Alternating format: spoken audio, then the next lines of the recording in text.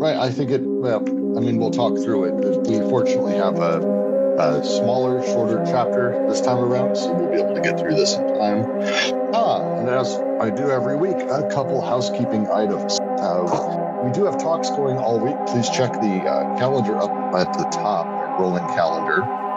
We have talks on Simmondon. We have our literary group. Jack has been running. We also have our sister servers, brother servers, whatever gender servers we want to pick, that Kent and a few others have been running alongside Zizek or generalized continental philosophy or all kinds of stuff. Please check those links out. They are a bit scattered throughout, but we have links to other servers. Big news for us this week, there isn't much. We are still aiming at zine launch in a few weeks. If you have content, please don't hesitate to drop it in the zine submissions text channel. We'll happily include whatever you toss in there. And that's, I think, about it. Is there any other big announcements this week, guys? Just wanted to give two quick points. First, we did have our first movie night last week, and we hope to perhaps continue doing that. We watched Eraserhead from David Lynch, and it was well attended and well enjoyed. And then secondly, literature will be continuing to read William Blake's The Marriage of Heaven and Hell for next Saturday. So join us for the fun. Right. As always, as we go through this, we are reading through the pages as we go, but do not hesitate to type stuff in the discussion chat, the live discussion chat text channel right above this channel. I won't be in there, but do star things that are good. Give things a notice that are positive, little star. Makes it float to the top of the server, which is always good for everyone to see kind of what we've got contributing. But for now, we are going to move on to Chapter 2, Section 6, a recapitulation of the three syntheses. I'm going to go ahead and give a read up front and start the first paragraph off, and we will make our way through. I've read through this chapter this morning. I read through it a little bit last night before my lights went out. And it is going to be, I think, a lot of good discussion, but there's a lot of stupefying Oedipus, inexhaustible and ever-present. We are told that the father died over a period of thousands of years, well, and that the internalization corresponding to the paternal image was produced during the Paleolithic right up until the start of the Neolithic, approximately 8,000 years ago. One analyzes historically, or one doesn't. But honestly, as to the death of the father, news doesn't travel very fast. It would be a mistake to embark Nietzsche on that particular voyage through history. For Nietzsche is not the kind to ruminate over the death of the father and spend all his Paleolithic period internalizing it. On the contrary, Nietzsche is exceedingly tired of all these stories revolving around the death of the father, the death of God, and wants to put an end to the interminable discourses on this nature. Discourses already in vogue in his Hegelian epoch. Alas, he was wrong. The discourses have continued, but Nietzsche wanted us finally to pass on to serious things. He gives us 12 or 13 versions of the death of God, for good measure and to be done with it, so as to render the event comical. As he explains, that strictly speaking, this event has no importance whatever, that it merely concerns the latest pope. God dead or not dead, the father dead or not dead, it amounts to the same thing. Since the same psychic repression, well, I won't bother trying to pronounce that, and the same social repression continue unabated. Here in the name of God or a living father, there in the name of man or the dead father. And I toss it over to Varun, who I just know is going to be talking about a lot in this chapter. I think already what they're starting to talk about here is, this is sort of like what they've been doing throughout the whole book, and it even comes from Deleuze's earlier works and like difference in repetition and logic of sense, is this idea of representation and how they're one of the main things that maybe might not have been answered so clearly throughout the previous chapters is why the hell do we need desiring machines, or why does it have to be such a complex process of the creation of subjectivity, right? Why do we need to start from such a almost obscure and arcane place to begin with, that of desire for Deleuze and Guattari? So one of the reasons why that is because they want to escape the clutches of representation. And I guess this is also, you could almost make like the whole cybernetics argument for Deleuze and Guattari. But more importantly, what's happening here by escaping representation is that they're also going to say later in this chapter pretty clearly that it's representationality that causes things like Oedipalized desire, or lack, or desire to be trapped into certain circumstances where, desire, so desire is its own repression. And so with this idea of, I think at least my interpretation of this, what they talk about God and Nietzsche's idea is that essentially what they're talking about here is representation. Do we have any Nietzsche experts here in the crowd who could maybe give us a little bit more insight into specifically what they're talking about? Because they bring up Nietzsche a lot in the rest of this section, and I've only read a handful of his works. I would hardly call myself an expert. I won't purport to be an expert, but if you've read Nietzsche's, he's got a short work about the madman going to the market and announcing the death of God. And so, what happens is the madman will go to the market, throw down his lantern when he realizes he can't get through to anybody about the death of God because he's come before his time, or rather before their time. So in that sense, you can kind of see what they're getting at, in that I think they're right. Nietzsche is calling to get beyond all this. I would also say, I think if I'm not mistaken, Hegel is the one that comes up with the phrase, the death of God. So what they're saying does make sense to me. I do think Nietzsche is trying to get beyond this whole discourse. And that last line seems to speak to that, where they're right that God dead or not dead, the Father dead or not dead, it amounts to the same thing, since the same psychic repression and the same social repression continue unabated. Here in the name of God or a living Father, there in the name of man or the dead father. So comparing the death of God to, in a way, the death of Oedipus, or rather the death of Oedipus's father. Or the mythology of following God, and the mythology and the repression that comes from following God is similar to that of Oedipus, and it continues. It doesn't matter whether or not it's dead or not, we still have to repress. I think regarding the Hegelian part is that, if you really want to contrast these thinkers, right? Hegel was the great thinker of the labor of the negative, right? Even Zizek, when he wrote a book about, I don't want to bring him too much, he wrote a book about Hegel. He's talked about its negativities in the title, and Nietzsche was the great thinker of affirmation, right? So already Nietzsche was. I mean, in a way, Nietzsche is let's create something rather than focusing on what happened. Let's think about creating something.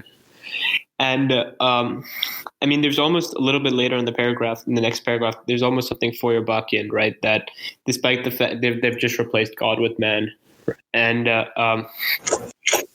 so that's why I'm coming back to that idea of representation with God. Gotcha. Well, do you want to give a read to the next paragraph? Sure. Yeah. Sorry, I might sound a bit lousy. Nietzsche says that what is important is not the news that God is dead, but the time the news takes to bear fruit. Here, the psychoanalyst perks up his ears, believing that he has heard a familiar chord. It is well known that the unconscious takes a lot of time to digest a bit of news. One can even quote some text of Freud on the unconscious being ignorant of time, conserving its objects like an Egyptian tomb. But that is not all what Nietzsche is saying. He does not mean that the death of God spends a long time plodding around in the unconscious. He means that what takes so long to coming into consciousness is the news that the death of God makes no difference to the unconscious. The fruits of the news are not the consequences brought about from the death of God, but this other news, that the death of God is of no consequence. In other terms, that God and the Father never existed, or if they did, it was so long ago, perhaps during the Paleolithic. All they did was kill a dead God, from a time immemorial. Actually, had some trouble with that phrase. I didn't know what it meant, but it basically just means a time that's long forgotten. The fruits of the news of the death of God do away with its flower of his death, as well as the bud of his life. For alive or dead, it is still a question of belief. The element of belief has not been abandoned. The announcement of the Father's death constitutes a last belief, a belief by virtue of non-belief, about which Nietzsche says, this violence always manifests the need for a belief, for a prop, for a structure. Oedipus as structure. This is definitely a paragraph that gave me trouble. I read it over several times while I was reading this, and I don't know, even now I'm not sure I totally get it all, but like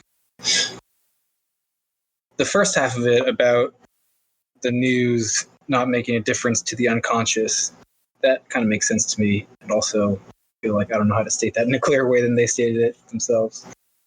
I think we just have to go with that phrase, because when they say it specifically in the last line, Oedipus as structure. I'll just read the whole line again. Nietzsche says, the violence always manifests the need for a belief, for a prop, for a structure. Oedipus as structure, right?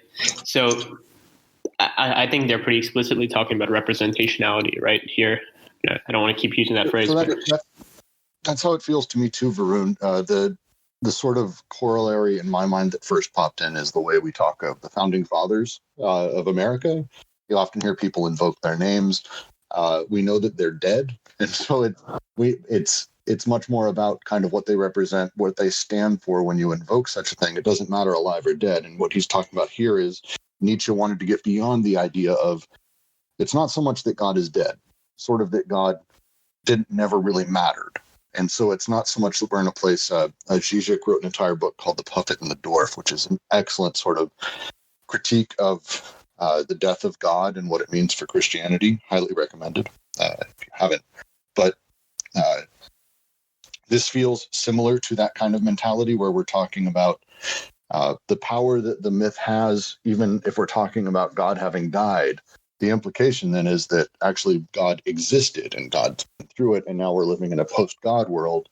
And instead, what they're saying, Nietzsche, and I believe what they're also trying to say in this chapter is, no, none of that matters. Put it behind us. All of that shit's behind us. We're in a new place now, where it's not so much that God is dead, it's that it doesn't matter. God is inconsequential. Right.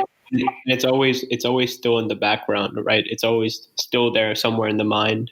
And, I think one way to think about it is, the pre-Oedipal, post-Oedipal, and exo-Oedipal stages, right? Despite everything, Oedipal is always somewhere in the background, and it always falls back upon in some way or manner. And that's another way to think of the representation they talk about here. I think we should just take a moment to kind of remember that,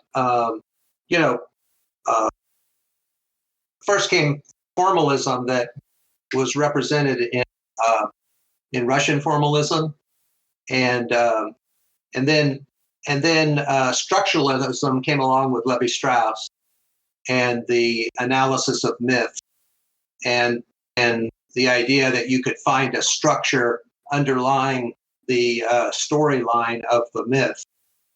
And then Derrida, he critiqued structuralism by saying, well, formalism had a unity, and structuralism itself has a unity. And these unities, basically, he was saying that they don't hold together as we might think they do. And so, deconstructionism is basically the idea that if you push a structure just a little bit too far, it'll collapse on its own. And so Derrida demonstrated that with Husserl, and then I think he demonstrated that with structuralism. So this thing of recognizing Oedipus not as a form but as a structure is kind of an important move, but but then we're saying, what's being said here is even the structure does not hold together as a unit. Well, and it also sounds like what they're saying is the structure itself exists, and so by having non-belief in this structure, you're actually placing yourself within the structure as well. It's kind of like a high school atheism. I went to a very, very religious high school, and my atheism was not so much a non-belief in God, but an anti-belief in God, as a response sort of to the structure that Christianity, Mormonism, and Catholicism, all of those that were in the area, really gave me. And so my atheism existed sort of as a response to that, but still deeply within the structure of the overall belief system. Yeah, I mean, it was still in the background, right? Yes, it never went away. It's and it took a lot of, I would say maturity, but I'm talking about myself, so it's probably not the case. But like a little bit of growth where it's like, oh no, wait, it's not disbelief, it's non-belief. It's not anti-belief, it's non-belief, and that's I think what they're talking about here: a belief by virtue of non-belief. This violence always manifests the need for a belief, for a prop, for a structure, which I really like that line. If I could jump in too, I think we want to pay attention because I think we're making some very excellent points. But when we say it's in the background, I think the trick is it's in the background in a more conscious way, because they write that right. So we're talking about the way repression deals with the death of God or the death of the Father, which is where they leave that preceding paragraph. What I see them doing in the second one is expanding on that. And so, like, right, if the death of the Father doesn't matter for the unconscious, which I think is probably true, right? This takes us back to even when they say ideology is a pre-conscious thing. If the death of the Father and the death of God don't really matter for the unconscious, right? So that means desiring machines, the three syntheses are still occurring, as though none of that really, mattered. Then what we have instead is what I see at the end, which is more of like, when we say it's in the background, I think what they mean is it's part of the sort of conscious structure of things. And so it reminds me of Foucault talks about how man is the glistening foam on top of all these different structures. In the same way, it looks like we kind of place ourselves within Oedipus that way.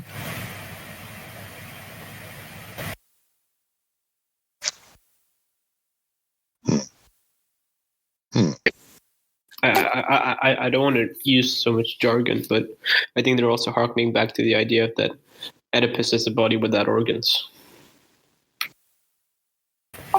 Isn't Oedipus recorded on the body without organs? I mean, that's what I mean, right? He acts in that way. It acts in that way, where it always seems to quasi-cause.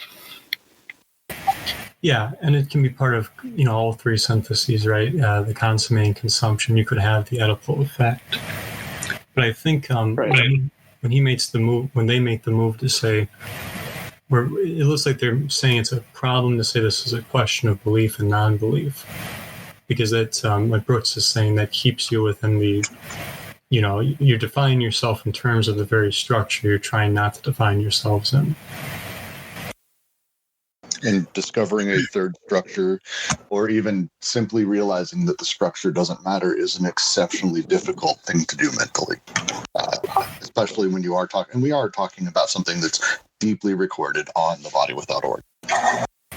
Yeah, to make the final point, at least for my part, I think that's why they write, the death of God really only matters for the Pope, right? It's a structural problem. It's not a problem for the unconscious, although it could be a problem for personal or social repression. I do like that line, like concerns the Pope. I'm going to jump through and we're going to start, let's get through the next paragraph, because I think... again, a lot of the things we're talking about come up in later parts of this section for sure. Yeah, it's such a good. So I'm starting to grasp more. Thank you very much, guys. Engels paid homage to the genius of Beethoven for having recognized in myth the figures of a maternal and a paternal law, their struggles, and their relationships. But Engels slips in a reproach that changes everything. It really seems as if Bachofen believes all this, that he believes in myths, in the Furies, Apollo and Athena. The same reproach applies even better to psychoanalysts. It would seem they believe in all of this, in myth, in Oedipus, castration. They reply, the question is not one of knowing whether we believe in this, but whether or not the unconscious itself believes in it. But what is this unconscious when reduced to the state of belief? Who injects it with belief? Psychoanalysis cannot become a rigorous discipline unless it accepts putting belief in parentheses, which is to say a materialist reduction of Oedipus as an ideological form. It is not a matter of saying that Oedipus is a false belief, but rather that belief is necessarily something false that diverts and suffocates effective production. That is why seers are the least believing of men. When we relate desire to Oedipus, we are condemned to ignore the productive nature of desire.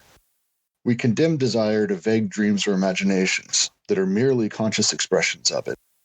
We relate it to independent existences, the father, the mother, the begetters, that do not yet comprise their elements as internal elements of desire. The question of the father is like that of God. Born of an abstraction, it assumes the link to be already broken between man and nature, man and the world, so that man must be produced as man by something exterior to nature and to man. On this point, Nietzsche makes a remark completely akin to those of Marx or Engels.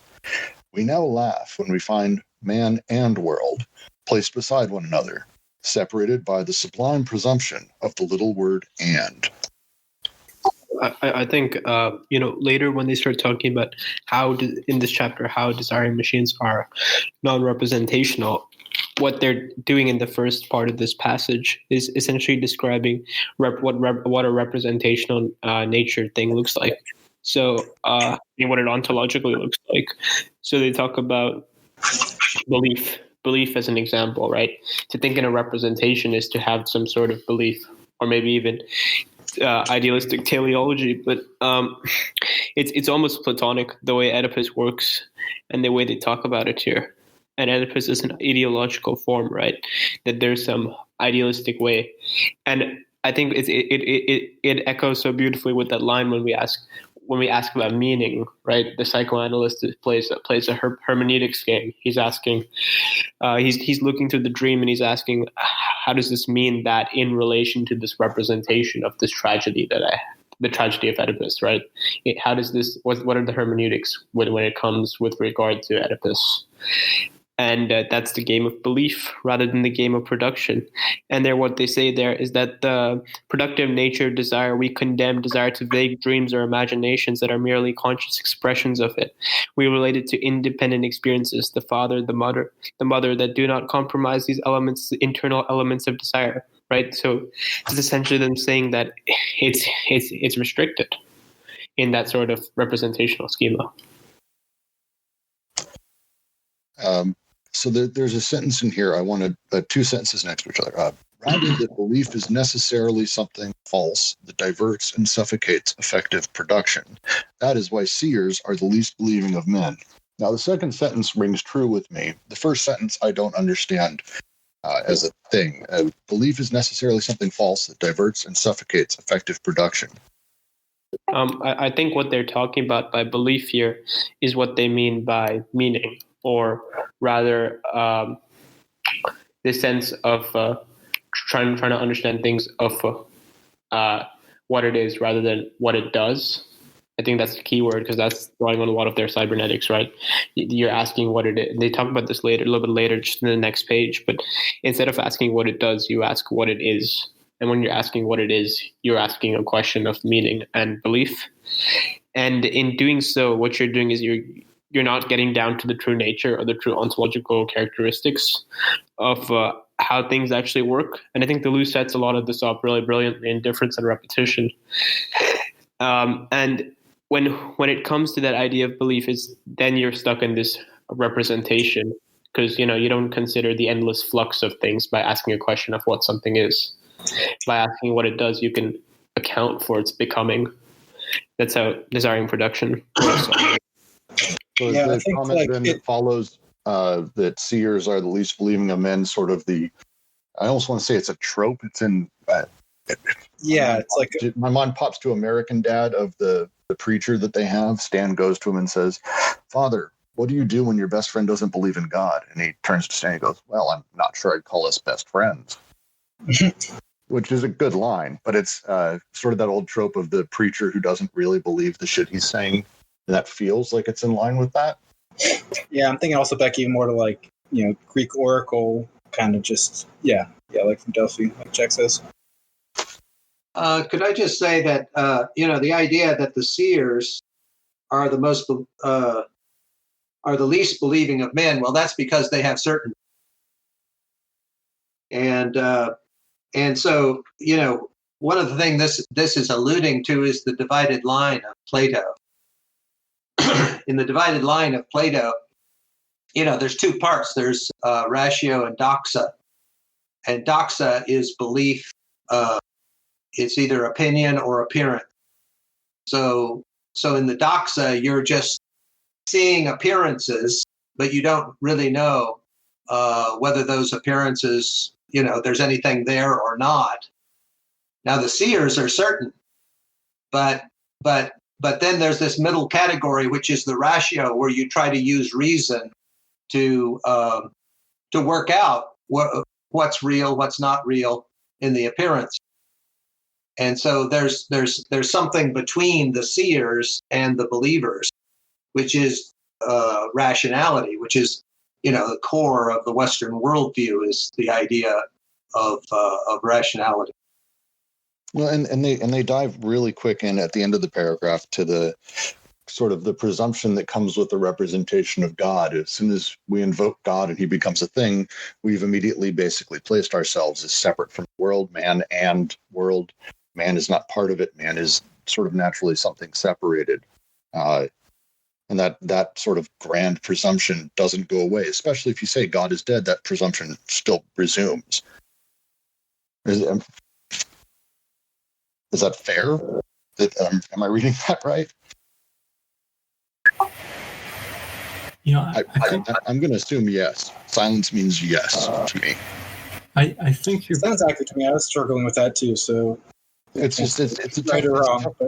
It's a tough ending to the paragraph, and so I just wanted, before we move on, because they immediately go into coextensiveness, and that is literally about man and world, man v world, however you want to phrase it. As I say, I think you're definitely onto it. I think the seer is supposed to represent just like the schizophrenic in the chapter 1, section 1, where the schizophrenic on the walk is constantly plugging themselves into things. In the same way, I think a seer is similar there. What kind of helps me read this section is the beginning of it, where Engels is criticizing Bachofen for not just discussing the mythologies, but accepting the maternalistic and paternalistic laws that come with them. So, right, like it's not. I think it's not just a question of like the problem of representation. I think it's also a problem of what comes with accepting those ideas, right? How does the repression, right? Because if the unconscious isn't a question of does it or does it not believe, but rather if the unconscious is indifferent, right, then in some sense it seems to be a question of how one uses these, shall we say, addendums with the idea, with the representations to sort of, at least somewhat consciously, repress what the seer would otherwise be a part of, to repress the things they're plugging themselves into. Well, and they talk about with God and world as the example Nietzsche gives. The way I'm reading this sort of earlier parts of the section, when we relate desire to Oedipus, which is sort of that same the moment we've talked and Oedipus has been invoked, the representation of it creates the structure that is going to push us into believing that these representations of mother, father are the things that affect us. That's what drives us and creates desire. That becomes sort of a base level understanding of what creates desire. Whereas, sorry, go ahead, Vern. I mean, like, I think I might be repeating myself here, but when they ask, when you're asking what something is, but not considering the process of how something is, what you're doing is you're creating an almost idealistic category. And that's almost my understanding of what they mean by the question of belief. And when you've created this idealistic representation, it doesn't matter if you believe in it or not, if you believe you're being idealistic or you believe it's true or not, as long as you're still asking that question or you're still connected in the question in such a way that's a paralogism. I mean, they're hearkening off a lot of Kant and they do that. I think calling it a vague ideology is like not ideology. Sorry. God, you just said it.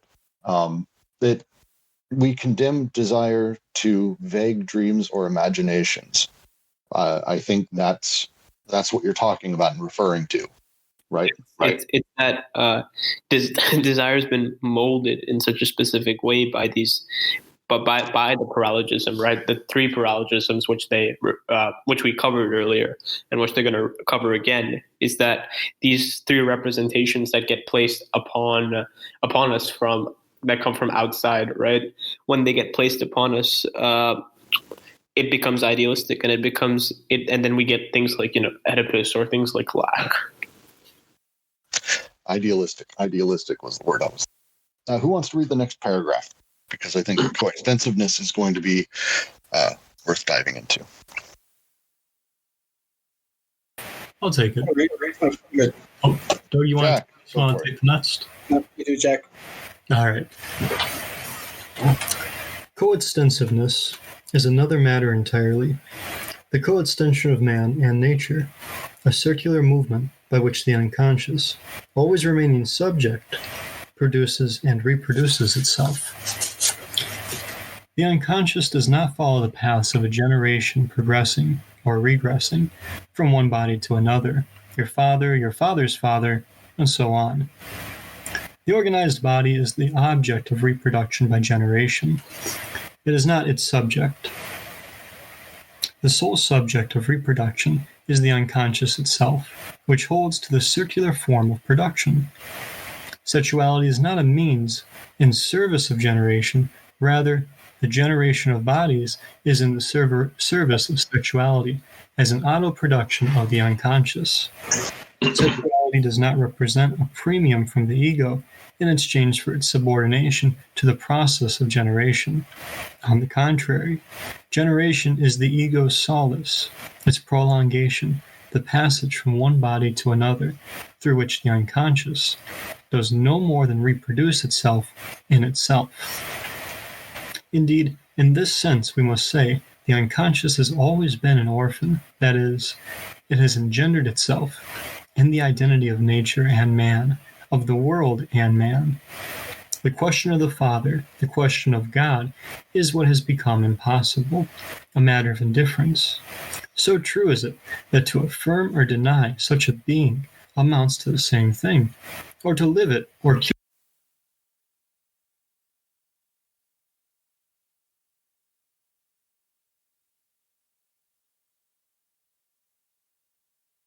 I think we lost Jack real quick there. Yeah, was it just me or? No. I think all of us lost Jack there. So I'm gonna finish the paragraph out and we'll do the discussion. I believe you left off at the question of the Father, the question of God, is what has become impossible, a matter of indifference. So true is it that to affirm or deny such a being amounts to the same thing, or to live it or kill it, one and the same misconception concerning the nature of the unconscious. I have a lot of questions here, but I would love some analysis first. I'd just like to recap one point, so that when they talk about the Cartesian ego being schizo by nature and stuff like that, what they're talking. I mean, I think they're again coming. I just want to repeat the idea of the distinction between part objects and global objects, right? Part of what desiring production entails is that there's an automatic process. Sorry, not autonomous, but automatic process that's happening in the background of construing subjectivity. And we often misunderstand subjectivity for being controlling ourselves rather than it's our desire that's being controlling us. And we are being self-produced by it. and that's the process that's forgotten by the whole object, by the global object, or the schema, the representation of Oedipus, call it what you will. And I just wanted to recap that in case somebody wanted, because I think that's very relevant to what they're talking about here. So I'm going to ask about one sentence that I feel like has so much implied in it. The sole subject of reproduction is the unconscious itself, which holds to the circular form of production. Okay. I mean, what the thing about the three syntheses, right? And I think they use the word so specifically here. I think that this is again coming back to their Kantianism, and it kind of made me happy reading this because it proved a lot of my assumptions when I first started. Right, that essentially the way the syntheses work is by nature they're transcendental. That is to say, what allows the unconscious to be something is that the syntheses are the conditions that allow the unconscious to work, and they're happening unconsciously itself, right? And so it's through these. That's why they call it transcendental unconscious. It's only because of these syntheses are the conditions which allow subjectivity. These syntheses are the conditions that allow things to happen. Essentially, dog's in the house. I think. Let me go close the door.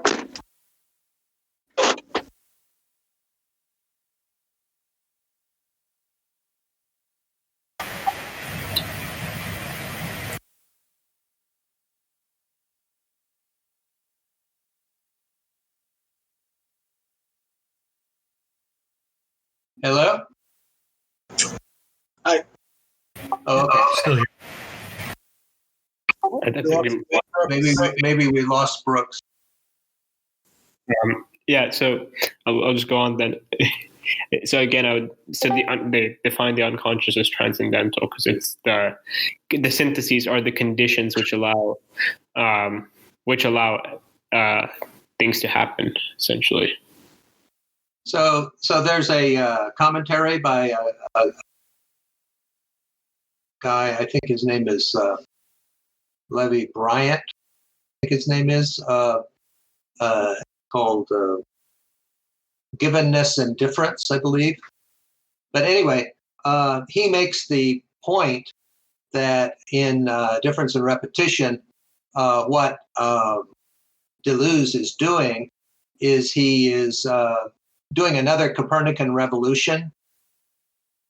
But in the new Copernican revolution, it's turning away from the transcendental subject as organizing thing to the unconscious as organizing.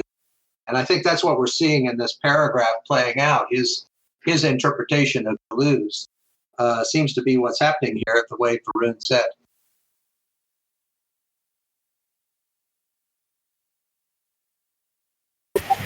I think what kind of helps too is the sentence, the organized body is the object of reproduction by generation. It is not its subject. So there's a distinction being made too by regarding object and subject. Yeah, one key thing one key word that I like to describe this process would be flux, right? Deleuze was a great thinker of becoming rather than being, and by flux, this means that the unconscious is, it's nomadic. It's always changing. It's going around in circles again and again and again. It has flows of desire that are being produced. It's being recorded, and then it's being consumed, and then the process will start all over and over again, right? And that's essentially what they're talking about here, is that when you create the representation, or this maybe it's God, for example, it's this entire thing has been distorted. So, like, if the unconscious is the subject of reproduction, what does that mean distinctly from it being the object of reproduction? It is the reproducer, right? So the organized body is the object of reproduction by generation. It is not its subject. They go on, the sole subject of reproduction is the unconscious itself, which holds the circular form of production. So what I take that to mean is the unconscious is the only subject of reproduction. And that is part of the circular form of production, as opposed to like trying to, as opposed to making the body as opposed to making the body the subject rather than the object. So this is changing the way we understand sexuality and reproduction, right? And in that sense, it's a shift away from, I think, from sexuality understood in terms of biological reproduction. I mean, I think it makes sense within their framework of desiring production, right? If that is basically their conception of the unconscious, then, or not conception, whatever, non-representative word you want to use, but like, right. So that's down there is the source of all reproduction, all production of production. And the way we represent that in terms of bodies, these physical forms reproducing with, genetic codes and all that. So then what does that mean for that to be the object? Is it a sort of a telos there, or what? Not quite. It's that the unconscious reproduces itself instead of the body reproducing itself. So one way you can understand sex and sexuality is that it's a body making a body. What I see them saying here is it's not so privileged for the ego or the body. Rather, it's the unconscious reproducing itself, which is to say more, perhaps a little bit more clearly, it's the three syntheses in the process of production reproducing itself, rather than the body reproducing itself. Yeah, I mean, you use the example circular. Now, if you go if you really wanted to like fine comb that and go to the microscopic level, it might not be the best example. But I think for what they're describing here and looking at it from a distance, I think it does work. Let's just say it's circular. And it's the process that's constantly engendering itself, right? It's automatic, happening on its own, constantly in flux, constantly becoming, and it's constantly taking in the excess that comes in, and it's reworking that excess like a factory worker. And I think that's their way of, you remember the old quotes from Artaud, right? I got no papa mummy. That's essentially what they mean by the unconscious is it's producing itself. I just like to remember for briefly what Kant said, which was that, you have this transcendental ego and, there's intuition of space-time, and then there's the categories, and the categories a priori organize experience to give the possibility of seeing causality. And so if Levi Bryant is right, and we're doing another Copernican revolution away from the transcendental ego to the unconscious, then the unconscious is doing all of this organizing, and we're not even aware of it. That's why it's passive syntheses. We're just given stuff that has been synthesized by the unconscious, and then we work with what's been given the unconscious. The ego is, they're saying the transcendental ego is just a supplement that's added on afterward. Yeah, I think a lot of Deleuze's argumentation styles throughout his books are rooted directly in transcendental deductions and stuff like that. So even the words like syllogisms and paralogisms, those are very Kantian, right? And essentially, they'll start talking about this in like the next couple paragraphs even. I mean, even in difference and repetition, the way that he argues about the syntheses of time, that's again Kantian. I mean, not Kantian in terms of concept, but Kantian in terms of style. Speaking of, does anyone want to jump to the next paragraph?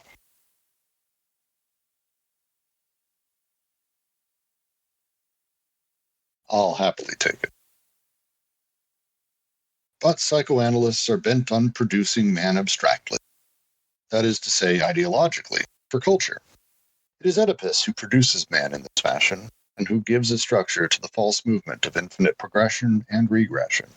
Your father and your father's father, a snowball gathering speed as it moves from Oedipus all the way to the father of the primal horde, to God and the Paleolithic age. It is Oedipus who makes us man, for better or for worse, say those who would make fools of us all. The tone may vary, but the message remains basically the same. You will not escape Oedipus. Your sole choice is between the neurotic outlet and the non-neurotic outlet. The tone may be that of the scandalized psychoanalyst. The psychoanalyst is cop. Those who do not bow to the imperialism of Oedipus are dangerous deviants, leftists who ought to be handed over to social and police repression. They talk too much and are lacking in anality. Dr. Gerard Mindell, lacking in anality, which I think is a phrase I want in the future. What kind of disquieting play on words is it that can make the analyst a promoter of anality? Nope, I don't want to use that phrase anymore. Or there is a psychoanalyst as priest, the pious psychoanalyst who is forever chanting the incurable insufficiency of being. Don't you see that Oedipus saves us from Oedipus? It is our agony, but also our ecstasy, depending on whether we live it neurotically or live its structure. It is the mother of the holy faith, J.M. Poyer, or the techno-psychoanalyst, the reformed psychoanalyst obsessed with the triangle who wraps the splendid gifts of civilization in Oedipus, identity, manic depression, and liberty in an infinite progression. Through Oedipus, the individual learns to live the triangular situation, the token of his identity, and at the same time he discovers, sometime in a depressive mode, sometime in a mode of exaltation, his fundamental alienation, his irremediable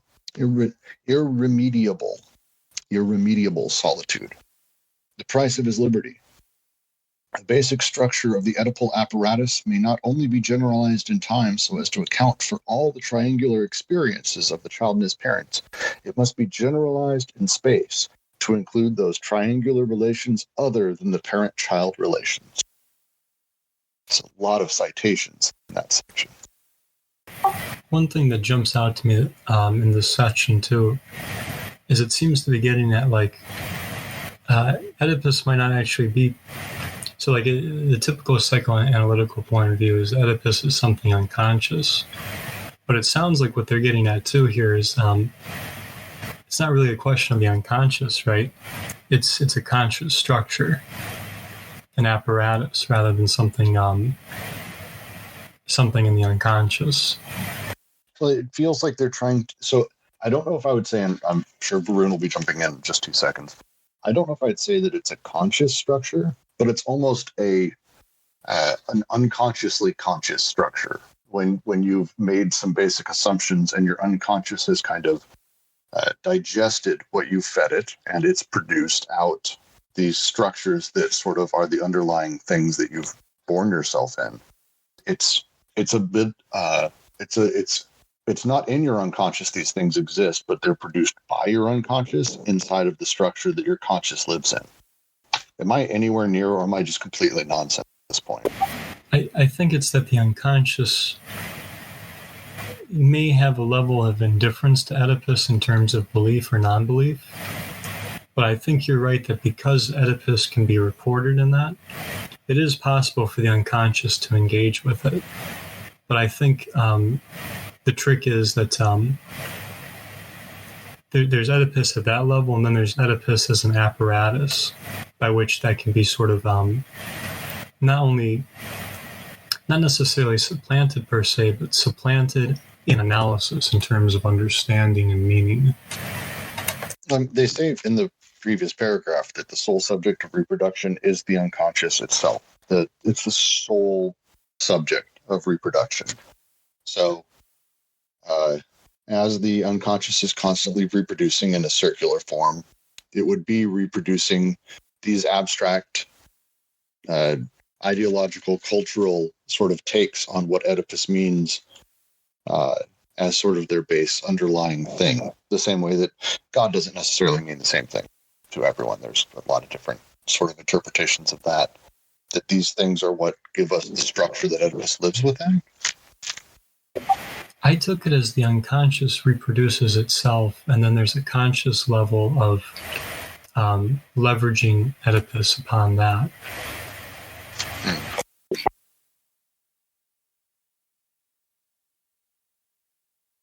I mean, so I think one thing we need to specify when we're talking about how the unconscious works, I mean, are we talking about it in terms of its correct syllogistic use, or are we talking about it in terms of its paralogistic use?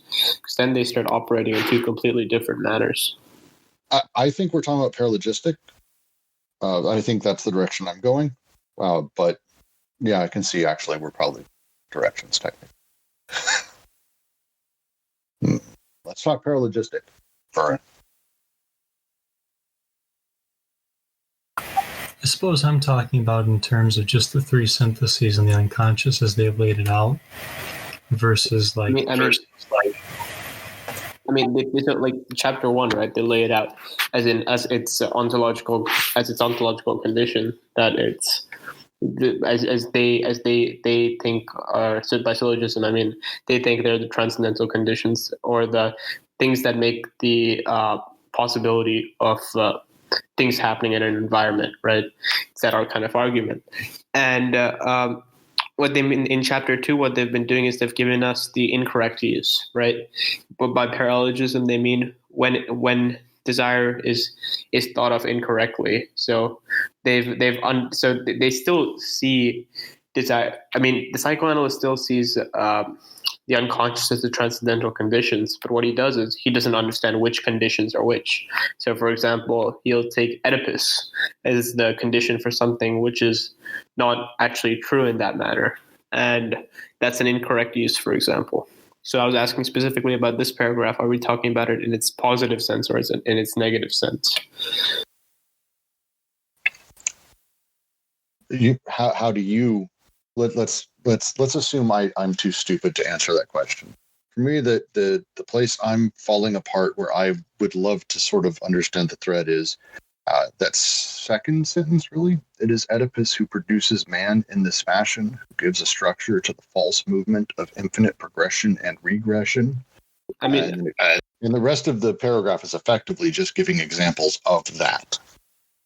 I think if you look at the word choice more carefully, the false movement and it's the apparent production already. That seems like, it's the incorrect use of the miraculating machine, because the way they've worded it is so similar, right? Where all production seems to emanate from Oedipus. Right, and then ideologically for culture, and then it goes through a lot of different examples. The psychoanalyst is cop, psychoanalyst is pious.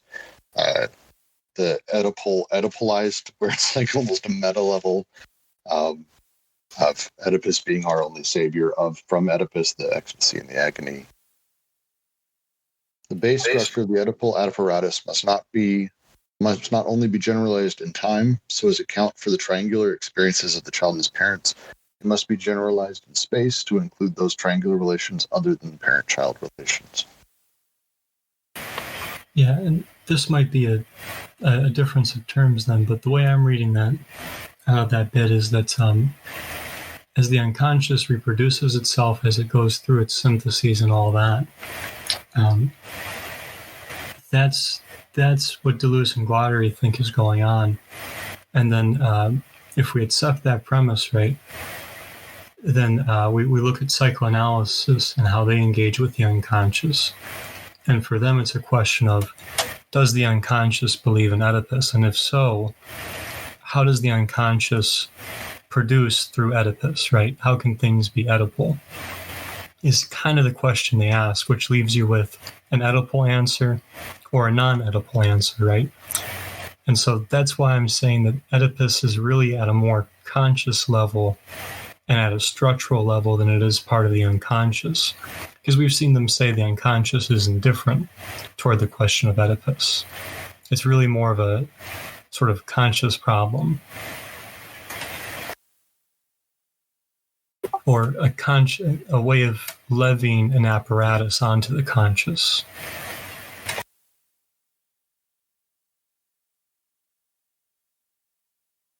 And that last quote, the last quote is from Hoekman, which they seem to have actually...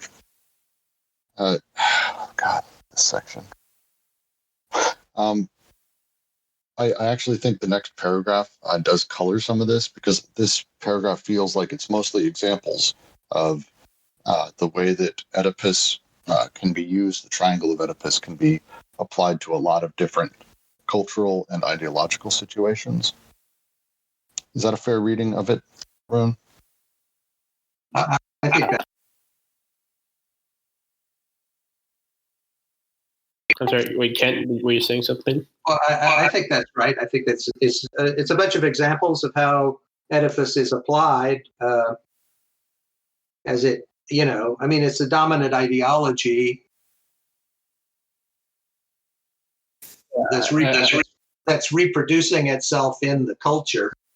Yeah, and it feels like the one line, and there's so many little moments, but the one line that stuck out to me is, or the techno-psychoanalyst, the reform psychoanalyst, obsessed with the triangle, who wraps the splendid gifts of civilization in Oedipus, identity, manic depression, and liberty, in an infinite progression. And then, I mean, that's a reference to Hoekman, because then they finish with a quote from him. Feels like examples. So does anyone want to read the next paragraph? Or have any last Sure, I'll go read that. Actually, this paragraph, right? I think, like, if somebody like a complete beginner would ask me if they wanted to get interested in losing quadri, where should they start? I think this paragraph explains their thought in a really incredible manner. So I would just tell them to read this paragraph. So I think it explains what they're literally on about with this book, in my opinion. So I'll just go. The unconscious poses no problem of meaning, solely problems of use. The question posed by desire is not what does it mean, but rather how does it work? How do these machines, these desiring machines, work? Yours and mine. With what sort of breakdowns as a part of their functioning? How do they pass from one body to another? How are they attached to the body without organs? What occurs when their mode of operation confronts the social machines? A tractable gear is greased, or on the contrary, an infernal machine is made ready. What are the connections? What are the disjunctions or the conjunctions? What is the use made of the syntheses? It represents nothing, but it produces. It means nothing, but it works. Desire makes its entry with the general collapse of the question, what does it mean? No one has been able to pose this problem of language except to the extent that linguistics and logicians have first eliminated meaning. And the greatest force of language was only discovered once a work was viewed as a machine, producing certain effects, amenable to certain use. Malcolm Lowry says of his work, it's anything you want it to be, as so long as it works. It works too, believe me, as I found out, a machinery, but on the condition that machining be nothing other than use. That it become a firm principle only if we have a disposable immanent criteria capable of determining the legitimate use, as opposed to the illegitimate ones that relate to instead to a hypothetical meaning and reestablish a kind of transcendence. So, just to break it down, this is literally then explaining what they mean by non-representation, right?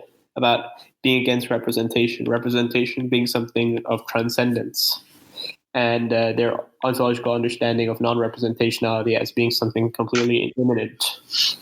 And so what they're going to say is that, you don't ask something, you don't understand what something is based on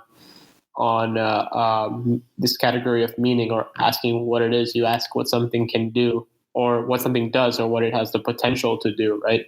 I think one easy example to think about this is to think about art, for example, right? When you look at a painting, you don't look at the painting. You don't go and say, okay, this is I like this painting because it has this much red, it has this much blue, it has this much green, right? The painting actually does something, and it has the potential to do something, and that's why it's impactful. That's why it has effect or affect on you. And so, I mean, that's their understanding of desiring production. It works in a very similar manner, where these things are just happening based on their connections and what are they doing rather than what they are or what they mean. I mean, meaning is, again, it's transcendent for them, right? To say that something means something is to short circuit this whole process of these affects and being affected. That essentially what's happening is you're creating some transcendent thing, like some ontotheological claim of Oedipus. And hence you've short-circuited the system. You've created these places of you've created representations where desire gets stuck, and I guess another word for it is a double bind, for example, where they get stuck in these representations, and then being stuck in them, you've used the incorrect use. Well, and it's almost them explaining the title of the book, Anti-Oedipus. Again, it's not so much that they're against Oedipus, but it's against the concept, the sort of elevated representation that Oedipus has taken on inside of culture, especially when they wrote this book. It's really what it is their entire thesis. It's Deleuze's entire thesis in difference and repetition, also to a certain degree. So, go ahead. The thing to keep in mind is that this is the influence of pragmatism. And Charles Peirce is kind of key figure in pragmatism. But also William James, important. Yeah, exactly. I think there's a quote by Guattari, right? He says, if my concepts didn't do something actively, they should be thrown away, or something like that. And I'm paraphrasing. And I think this is again that idea, right? Some people like to think that Deleuze and Guattari is just like fluffy fantasy book nonsense, right? But it's something very real that's happening everywhere.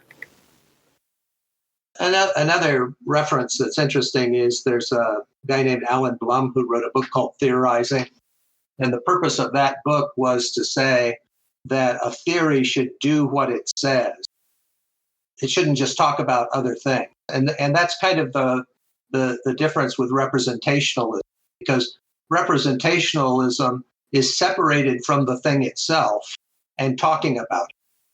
So like if you come up with theories about things, like they're saying Oedipus, the theory of Oedipus of Freud is a theory about the unconscious. It talks about the unconscious in these mythological terms, but then it's another thing to actually see how the unconscious works itself, regardless of the representation.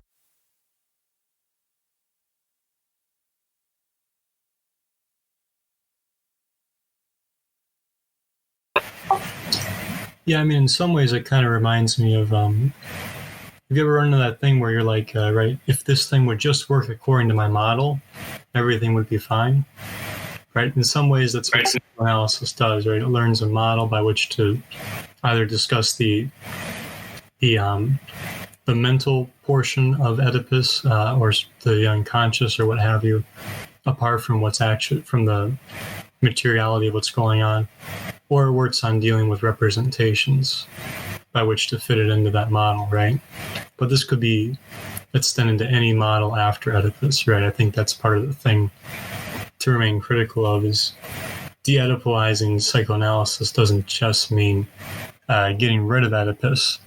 It also means not allowing this problem by which a new Oedipus, similar to like how the death of God brings a new man in that, and we have kind of the same problem over and over, right? De-Oedipalizing psychoanalysis will mean preventing that apparatus from continuing. I don't want to go on for too long because I think this paragraph can be talked about for like 2 hours itself. But as soon as you ask a question so dogmatic as what something is, you start creating representations. And that's what the psychoanalysis does, right? He plays a hermeneutics game. He has this idea, he has a schema of Oedipus, and he's playing the hermeneutics game with the representation, right? How can we interpret this meaning in that way? How can we interpret this like that? And, even in like 1,000 Plateaus, they talk about books, right? Books being about cartography, not about meaning, right? So they basically extend this ontology to almost everything. And it's one of their ways of accounting for the infinite flux of life, the becoming of objects rather than their stable being. Indifference and repetition. It's all about valorizing differentials that are constantly becoming rather than things that are stable. I'd like to contrast this to Wittgenstein, because Wittgenstein had this idea that meaning is use, and I don't think what they're talking about here is the same as meaning is use. I think they're saying that meaning is something different, and it's like an epiphenomena, and that use is what's important, and that's why it's pragmatism. It's not Wittgensteinian philosophy. I mean, one thing I think we should clarify, though, if we're going to talk about pragmatism, is that, they don't have this sort of fixed conception of a sort of teleology, right? To have another fixed conception of a teleology, that would sort of create a whole new representation all over again, and a whole new ontotheological dogma of Oedipus, something similar to an Oedipus. And so they don't. I don't. So I think we need to focus on the idea that it's not just what it does, but what it has the potential to do. And that's almost what one part of the body without organs also. Also, they're different in the sense that they are proposing these three different syntheses as the syntheses of the unconscious that are actually being used by the unconscious. And to my mind, no one else has done that.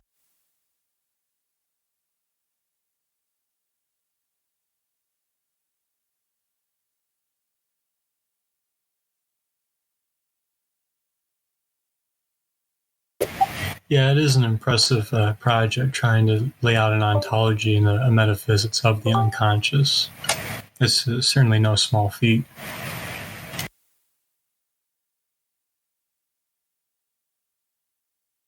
Would anyone like to jump to the next paragraph?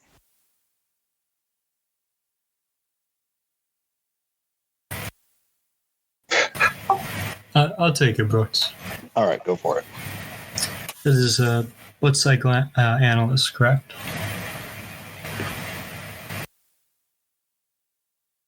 Hello? It's analysis termed. Yeah, analysis. Thank you. I looked up for too long. Analysis term transcendental is precisely the determination of these criteria, immanent to the field of the unconscious, insofar as they are opposed to the transcendent exercises of a so-called "what does it mean" question. Schizoanalysis is at once a transcendental and a materialist analysis. It is critical in the sense that it leads the criticism of Oedipus, or leads Oedipus, to the point of its own self-criticism. It sets out to explore transcendental unconscious rather than a metaphysical one, an unconscious that is material rather than ideological, schizophrenic rather than Oedipal, non-figurative rather than imaginary, real rather than symbolic, machinic rather than structural, and unconscious, finally, that is molecular, microphysical, and micrological rather than molar or gregarious, productive rather than expressive. And it is a matter here of practical principles as directions for the so-called cure. I mean, again, when they say the word transcendental, they're pretty much very affirmative of Kant, right? That it's transcendental and immanent rather than transcendent, right? That the unconscious is it's the conditions that allow for something. So to ask the question, what does something mean, and to play that hermeneutics game is it's you're back at representation. And they also talk about self-criticism. So I think earlier also in the book, they talked about bringing Oedipus to his own auto-critique.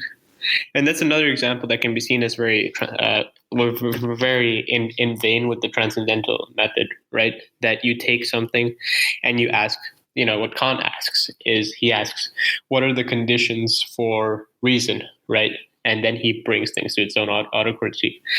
Similar thing here, right? What are the conditions for Oedipus to exist? And then they say, okay, so we have a syllogism and we have a paralogism. The paralogism is the incorrect use of the syllogism. It's the incorrect use of the conditions as construed incorrectly by psychoanalysis. And in doing so, they're saying that they want to bring that sort of ideological dogmatism to its own autocritique.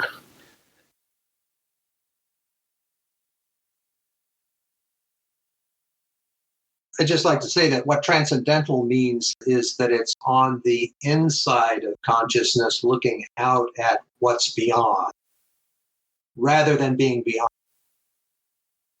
So there's this fundamental difference between transcendental and transcendent. But transcendental is looking out on what is beyond, as it appears in experience.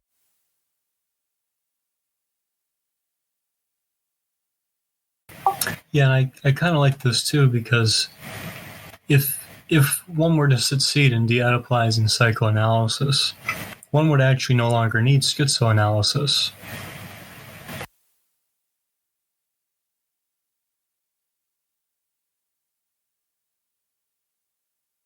Well, it's my opinion that schizoanalysis is taking things to an extreme so you can see the problems with it.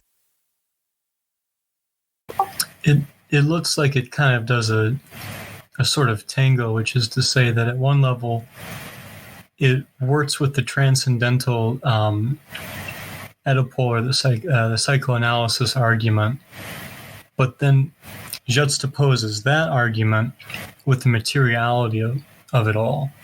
And so like that juxtaposition seems to move toward a kind of a rendering of the transcendental argument, or more so the psychoanalytical argument, rendering their assumptions and their argument kind of into its own criticism, so as to allow the psychoanalysis to take itself off the table.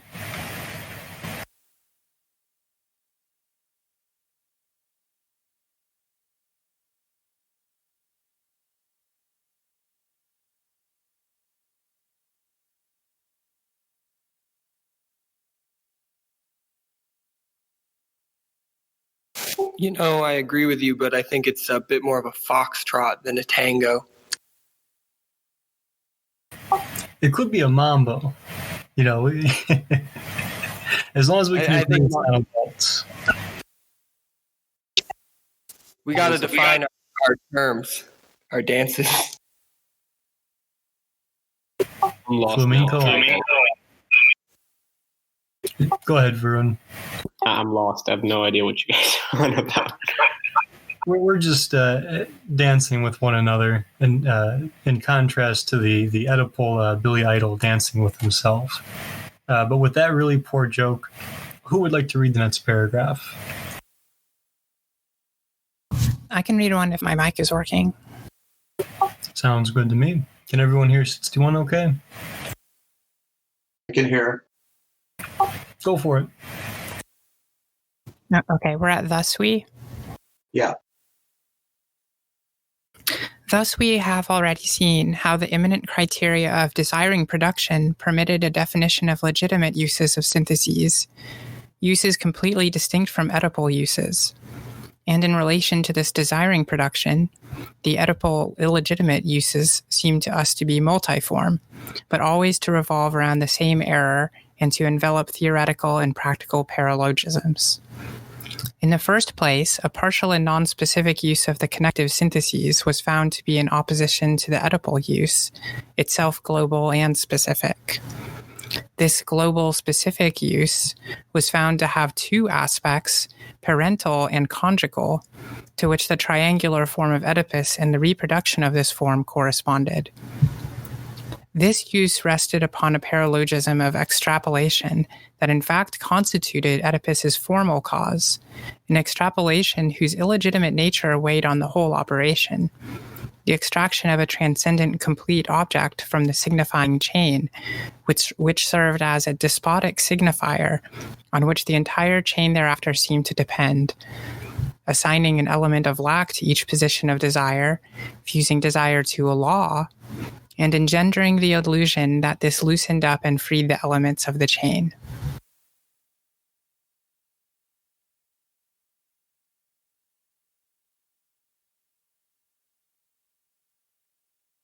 Yeah, I just think we should keep in mind that they're criticizing psychoanalysis, that they're kind of reformulating Marxism.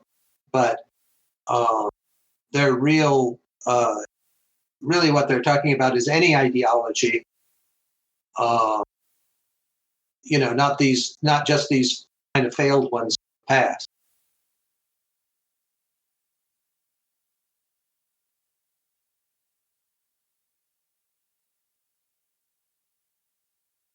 One thing I definitely find interesting is that, what they've struggled throughout the whole book to do so, and for a very good reason, is they've never been actually able to isolate one synthesis without talking about the other two.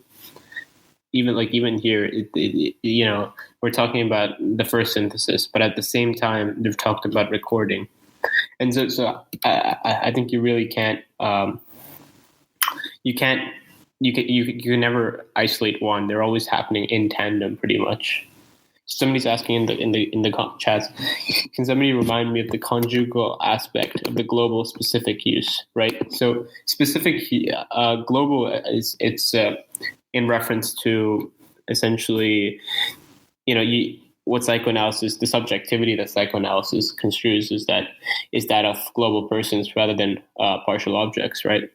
And even Melanie Klein, who discovers partial objects, what she misunderstands about them is she considers partial objects in relation to into the background of the entire body, right? So, for example, the mother, right?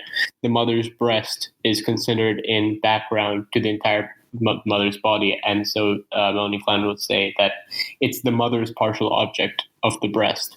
So what Deleuze and Guattari is going to say is that no, if you're going to talk about partial objects, you have to deny all those this sort of normative aspects of subjectivity, and you have to consider them just as these completely autonomous objects as they are, and those are what part objects are, right? So you can never background them to some global person.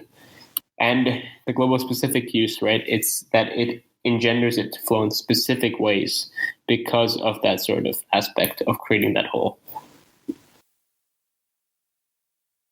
I think the best chapter for this is actually the whole and its parts in chapter 1. I think I just reread some of that really carefully, and I think it really elucidated a lot for me.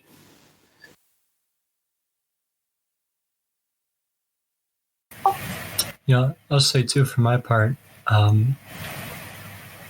it's been interesting reading this because I know Deleuze and Guattari have a general critique of understanding desire in terms of lack. And so one thing I've been wondering about is where that comes from. And it looks like here what they're saying is when you take a transcendent object out of the signifying chain and use that as a despotic signifier, from the standpoint of that signifier, right, that which is not the signifier will lack it. It's kind of like the eye understanding things in terms of sight, right? A hand lacks sight, so it's a lack of desire from the standpoint of the eye. And so it was just an insight I had while we were reading this, is I can kind of see why they're critical of lack now, because it would seem that they're worried that anytime someone uses the word lack, they're working from the kind of framework of something Oedipal or of the despotic signifier, which doesn't have to be Oedipal, but would still lead to a similar problem. So yeah, I mean, of who's lack? Go ahead, Varun. Right. I mean, I think if you're going to talk about lack, right, you have to mention Lacan, right? And Lacan is big for basically understanding of lack as something that exists very much within you, right? And what they're going to be very critical of Lacan in that sense is that it's not that you're born with it; it's that it's created. Yeah, but what I'm saying is it's also interpreted through a sort of privileged object, right? So, like, if you take from a signifying chain one object and use that as a signifier by which to understand other things, then there will be a lack of the signifier in them. And so from that point, I see it as a critique of you're probably right about what you're saying about Lacan, but I also see it as a critique of the center point by which lack is determined. Did you smell that? It smells like representation, right? I mean, that's what you just described it almost. It's actually worth moving on because I think they make some very explicit comments on what you guys are talking about in just a paragraph or two. So would anyone like to read the next section?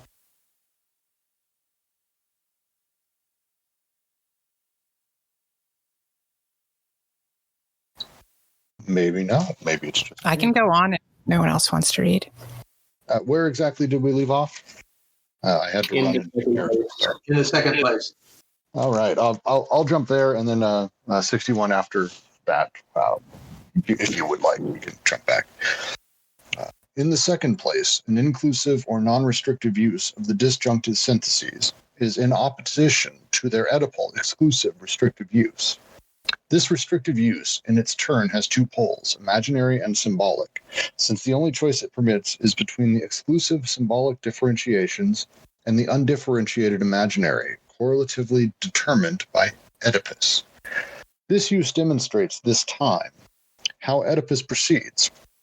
It demonstrates Oedipus's method, a paralogism of the double bind, a double impasse, or in line with the suggestion made by Henry Gabbard, it would be better to translate this as double hold, like a full Nelson hold in wrestling, so as to better describe the treatment forced on the unconscious when it is bound on both ends, leaving it no other choice than to respond to Oedipus, to cry Oedipus, in sickness as in health, in its crises as in their outcome, in its resolution as in its problem. In any case, the double bind is not the schizophrenic process. On the contrary, the double bind is Oedipus, insofar as it arrests the motion of the process or forces it to spin around in the void. I think if I think we can go over double bind again, right? I mean, double bind comes from Gregory Bateson, and there's a great video I found online of this guy explaining Gregory Bateson's theory of the double bind in relation to the George Orwell film 1984. And so I'll just link that because it's, what Bateson is doing, he's trying to look for an example of schizophrenia, right? It's very anti-psychiatry and it's very Deleuze-Guattarian. And I was sort of surprised by that, right? So coming from that tradition of like Artie Lang and anti-psychiatry, what he's doing is that he's not going to say schizophrenia is something inherent, right? Schizophrenia comes from the outside. It's created from interactions. And so a double bind is a situation where you're placed in where, I think Brooks explained it pretty brilliant. You're damned if you do and you're damned if you don't, right? It's this complete paradox where you've been restricted in a certain manner. And so I think the best way for us to conceptualize it, if we're going to talk about Deleuze and Guattari, is to think about the flows, the way the flows move with respect to a double bind, and the way those get restricted.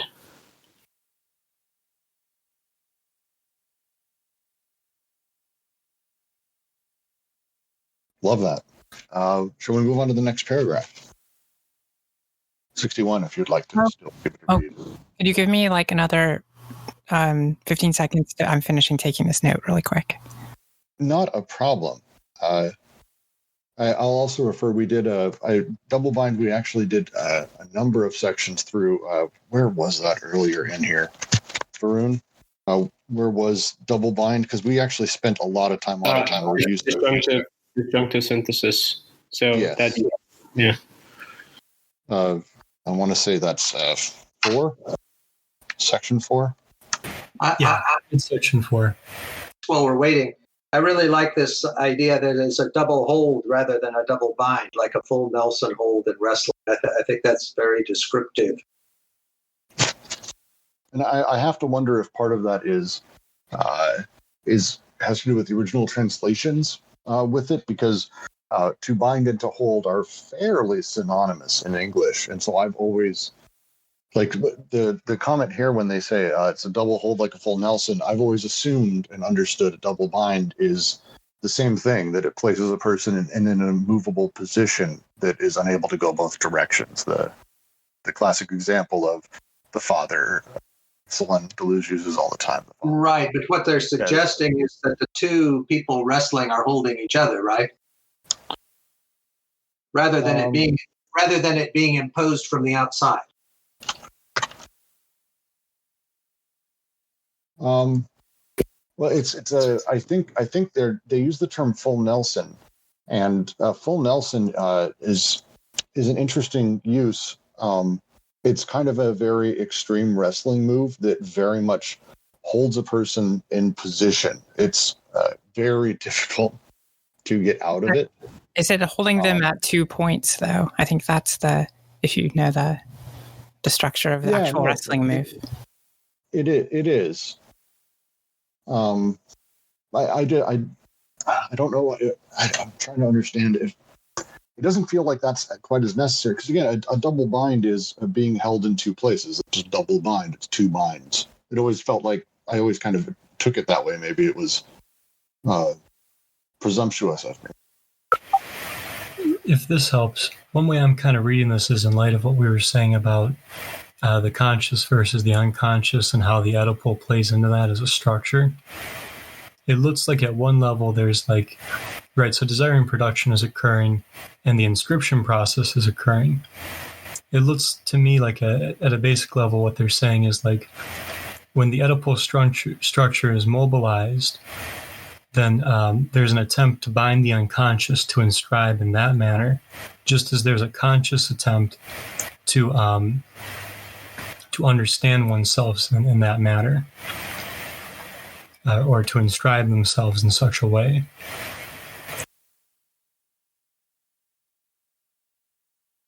Okay. Okay, well, I'll go on, I suppose. Yes, please. Sorry to go on. Oh, no problem. The more analysis, the better. I'm still figuring this stuff out, but all right.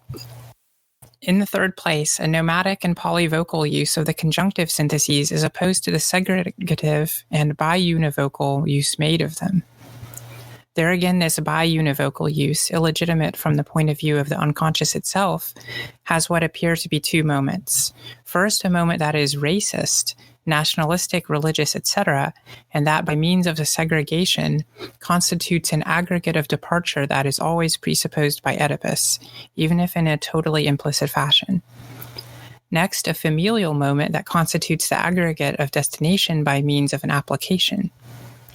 Whence the third paralogism, the paralogism of application, which fixes the precondition for Oedipus by establishing a set of biunivocal relations between the determinations of the social field and the familial determinations, thereby making possible and inevitable the reduction of libidinal investments to the eternal daddy-mommy. We still have not exhausted all the paralogisms that lead the practice of the cure in the direction of a frenzied Oedipalization, a betrayal of desire, the unconscious closeted in a day nursery, a narcissistic machine for arrogant and mouthy little egos, a perpetual absorption of capitalist surplus value, flows of wars against flows of money, the interminable story psychoanalysis. I mean, one thing I'd just like to mention is this, I think this chapter also shows their influence from cybernetics come out so clearly, right? Deleuze also has that great essay called The Control Societies, where he's actually deriving the term control from Norbert Wiener. But the reason why these flows of desire are so easily manipulatable, right? They can be put into these double binds, they can be changed, is that they're so connected, right? One of the things is they're so connected is that, they're so connected, they can be so influential, but that can have like a positive and a negative, right? They can be they can become paranoid and schizophrenic because they're so connected in so many different ways.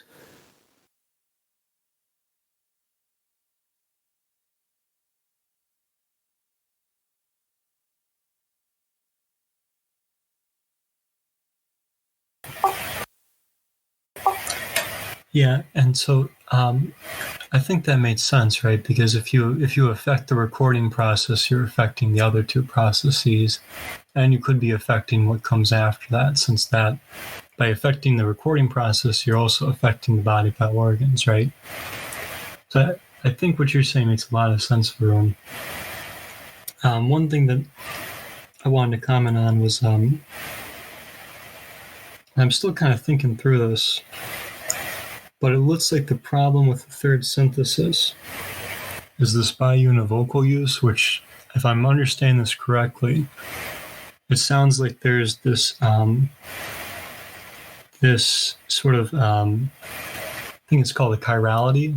There's this chirality between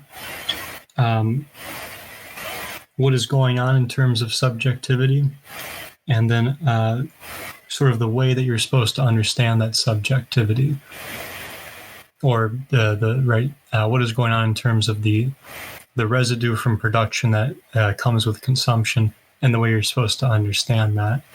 Is that about right? Yeah, sorry, I kind of zoomed off a little bit towards the end, but yeah, I think you are.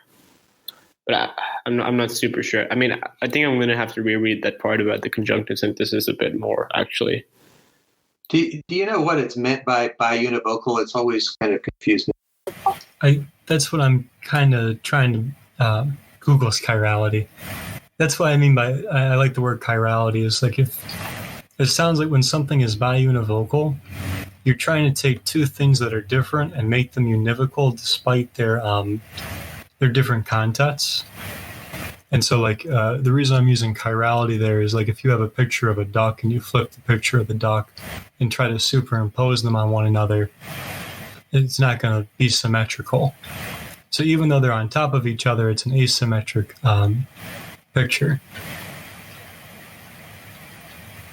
And so I think that's what they're talking about in terms of biunivocality and the unconscious not really working in that manner, because, like, if I remember correctly, they were talking about the problem of, like, the getting caught up in trying to be a race, and trying to be a race, trying to be a nation, trying to conserve yourself into something that you're moving through, as opposed to understand that you're moving through it, and that you can just allow yourself to keep going, right?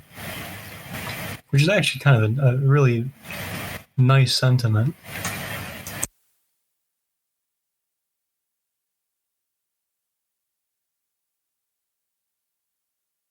I'm still trying to figure out the biunivocal relation, actually. I think it's like when you take something from the social field, like a father, and then you take the Oedipal understanding of the father and you try to make them univocal, despite them being different.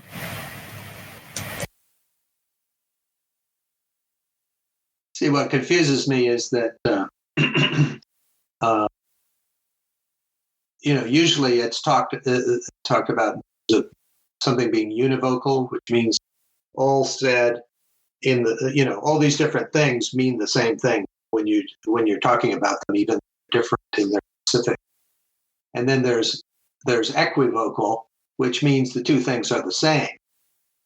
And so it could be that what you say is true, that biunivocal means that the two things are different but still spoken about in the same way. But I've never seen a definition of biunivocal in here. They just use the term, and I don't know what it means. Yeah, I take it to mean univocal is you and me saying we're going to understand something as meaning this, right? We're going to agree that it's limited to this, as opposed to when something's equivocal, and therefore there's room for variation. So, like, I see that as usually conferring to how we're going to understand a word, by which other words can sort of be connected. But right, if univocal is referring to how we're going to understand one word, I see biunivocal as referring to, like, sort of semiotically, right? There's the father in the social field, there's the father in psychoanalysis. And we're going to try, and I'm using the word chirality because I think that's how it results. We're going to try and make these two things the same. Or there's what you're experiencing, here's the Oedipal understanding. We're going to try and make these things the same so as to be talking about the same thing. But a kind of chirality seems to result from that. Well, chirality means left hand, right hand. I think that biunivocal seems to be, from what I'm looking at in mathematical resources, it's supposed to indicate a kind of isomorphism categorically. At least that's the what I can either that or a monomorphism, but it seems more so to be related to an isomorphism. Yeah, Kent, put your left hand over your right hand and you'll see what I mean. No, I understand. Chirality is left hand, right hand, but I haven't seen them use that term with biunivocal, so I just don't know whether that interpretation. Gotcha. So it's like if you twist one of your hands, you can get them to land on top of each other perfectly. But if you keep them in the same position, they will never land on top of each other perfectly. Okay. This came up before, and I just like to mention it because it's an interesting fact that in the fourth dimension, you can turn the left into the right by rotating something through the fourth dimension. And that's like turning a glove inside out. So I mean, chirality is a really interesting fact of existence because it's independent of frames of reference. That's one of the points Kant makes in his arguments in the Critique of Pure Reason is the independence of chirality of frames of reference. But chirality has all these interesting aspects. But biunivocal, because he says segregative and biunivocal. I think it might just mean something like that. What it reminds me of is nihilistic opposite, where you have two things that seem to be different, but actually you discover that they're actually the same thing. And so that's another proposed interpretation of what biunivocal meant, because they're contrasting it to polyvocal use and nomadic use.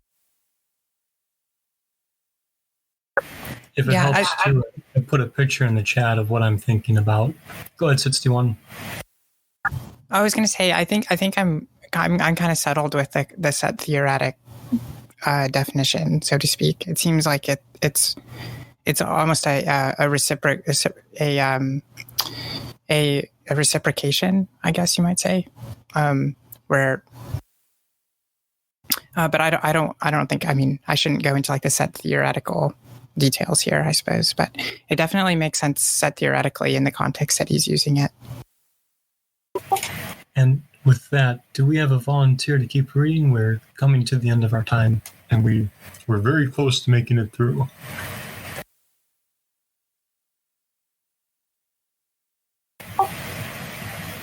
Why don't you do it, Jack? I would love to. The three errors concerning desire are called lack, law, and signifier. It is one and the same error, an idealism that forms a pious conception of the unconscious. And it is futile to interpret these notions in terms of a combinative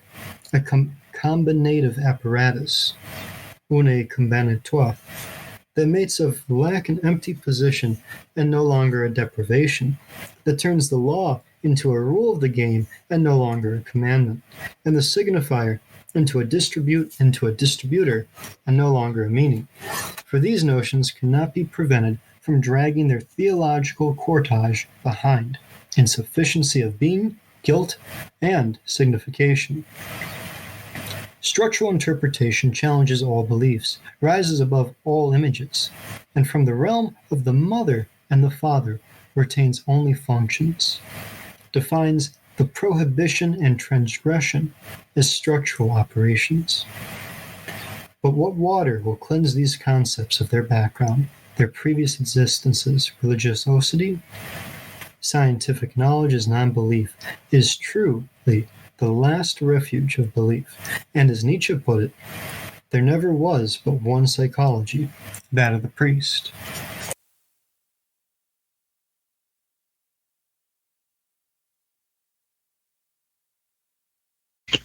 I liked their very quick takedown of the sort of idealism that exists around desire, lack, law, and signifier.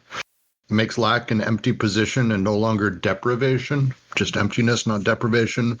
Turns law into rules rather than commandments, and signifier into a distributor and no longer meaning. I really like it's such a quick set of lines.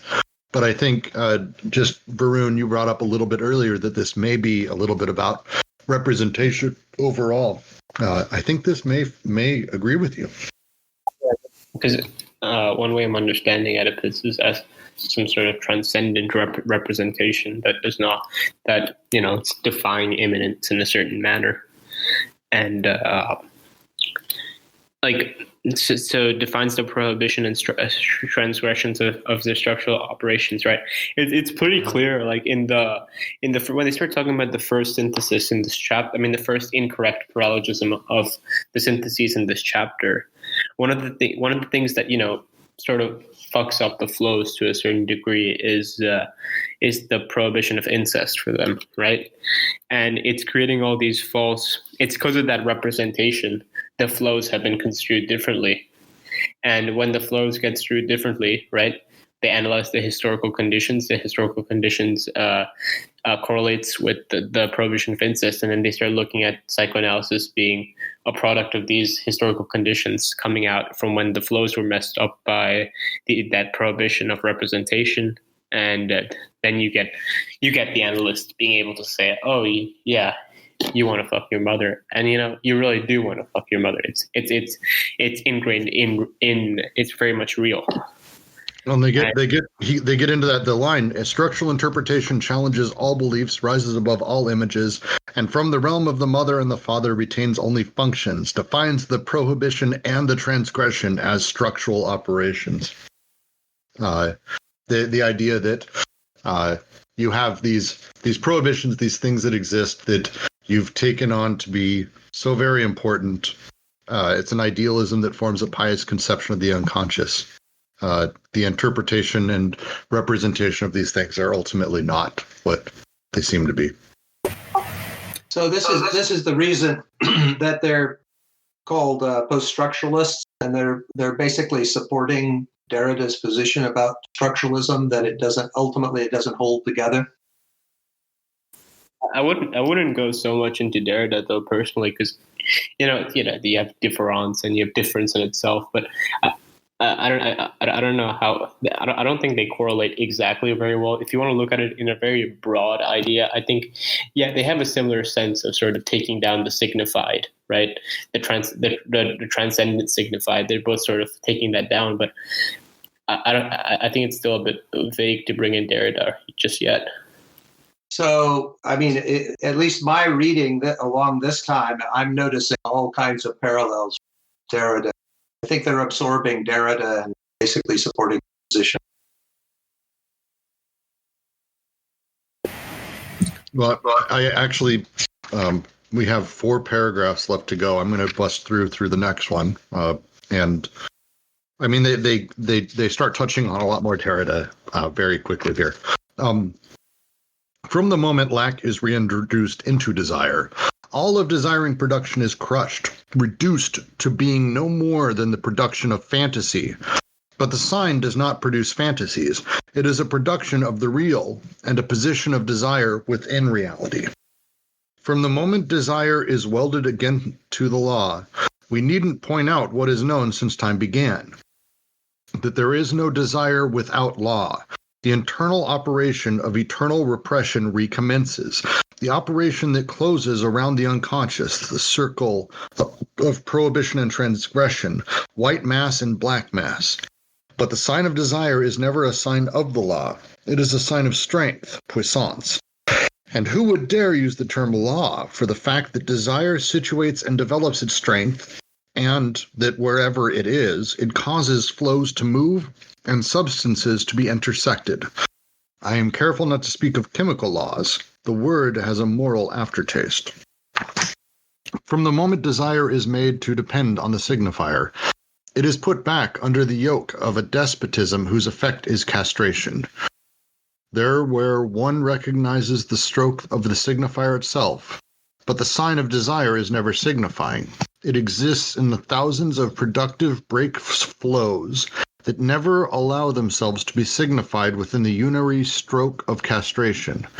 It is always a point sign of many dimensions, polyvocity as the basis for a punctual semiology.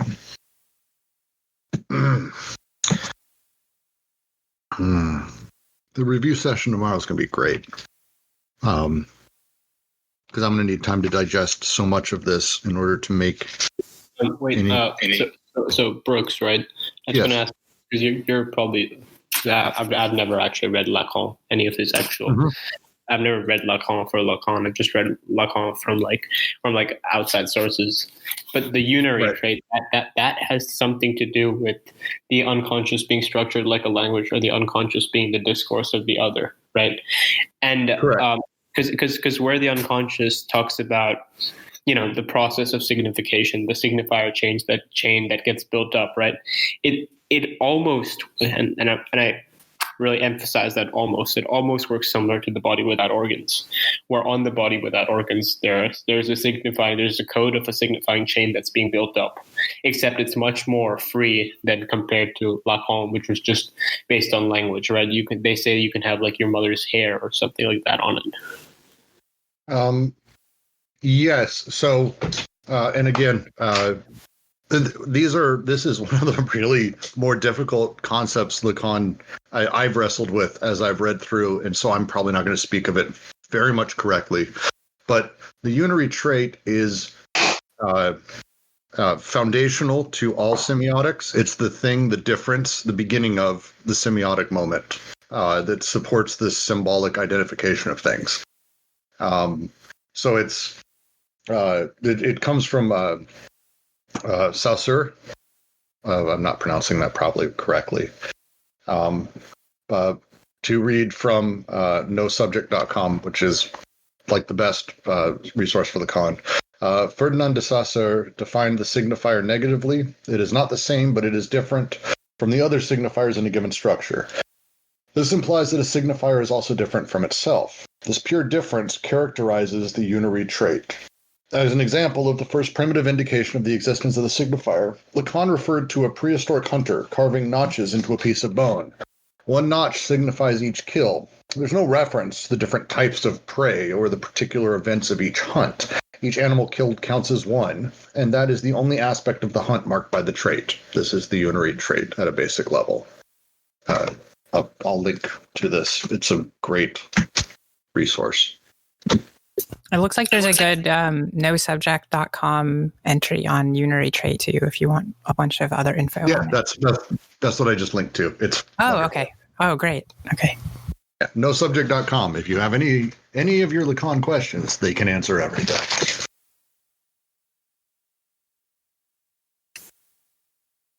I mean, like, one way I'm understanding it is that it's the point where the subject. I think he has that story of. Have you read Lacan's reading of Little Hans? No, I have not. So like this is like probably like super vague, but the thing is that Lacan talks about Little Hans's problems stemming from the fact that he's entering into the regime of signification, and that has to do with the unary trait. But I'm not sure how correct my reading is. It's probably correct. It's one of those things. There are pieces of Lacan that start getting strange because he started to do this, where he started to try to draw his things out inside of 2D space and create diagrams of how things interact. And the unary trait is so necessary and part of everything that he did that quite often. And I never understood almost any of his drawings, I think, as they never helped me understand a damn thing. Yeah, but I think a key word is polyvocal that we have over here, because I think that's going to be very different than Lacan's signifying chain. When the fact that it's polyvocal, that means that what's these signifiers that signify absolutely nothing according to them and are registered on the body without organs. They register from, and when they talk about in chapter 1, section 5, they say it's the detachments, right? It's the second type of detachment, or the second type of disjunction that occurs when the machines break down, and what's registered is the sign remembrance, right? It's almost like memory, and what that sign is, it's polyvocal, and it differs in intensity, right? So you start at 0.